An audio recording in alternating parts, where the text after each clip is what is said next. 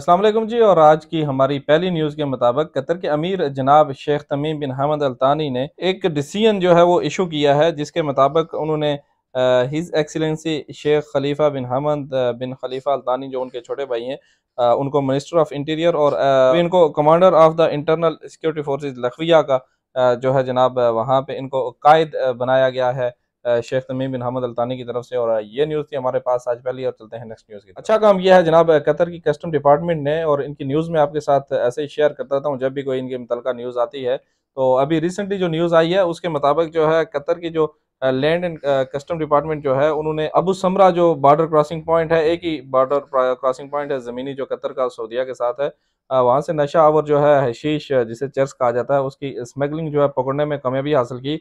जो कि कुछ मुसाफिरों पे उनको शुबा हुआ और उसको जब उनकी तलाशी ली गई तो चर्स उनसे बरामद हुई, जिसका वज़न 266.57 ग्राम था। और इसके मुताबिक जो है इनको ज़ब्त शुदा चर्स जो है वो पुलिस के हवाले कर दी गई है। और अब जो है मुल्क में इनको मजाज हुक्काम के हवाले किया जाएगा और उनके खिलाफ जो कानूनी कार्रवाई होगी, चार्ज जो होगी वो अब की जाएगी। ये थी न्यूज़ हमारे पास जी कतर कस्टम की तरफ से। और चलते हैं नेक्स्ट न्यूज़ की। कतर कल्चरल विलेज जनाब जिसे कतारा कहा जाता है, इसकी न्यूज़ मैंने आपके साथ पहले भी शेयर की थी। और जैसे ये सुर्खियों में रहा वर्ल्ड कप के दौरान, क्योंकि यहाँ पे जो दावत व तबलीग का काम था वो यहाँ पे बहुत अच्छे तरीके से सरअंजाम दिया गया। जहाँ पे आप वीडियोस देख रहे थे इंटरनेट पे जो वायरल हो रही थी, मोस्टली जो नॉन मुस्लिम्स वहाँ पे विजिट कर रहे थे मसाजिद का, और उसके अलावा जो वहाँ पे इस्लाम कबूल कर रहे थे, तो वो वहीं से वो वीडियोस आ रही थी। और अभी हाल ही में रिसेंटली जो रमज़ान के हवाले से इनके जो इकदामात हैं वो कुछ ऐसे हैं कि रमज़ान उल मुबारक के बाबरकत महीने में इन्होंने हिफ्ज़ कुरान की जो 12वें सेशन की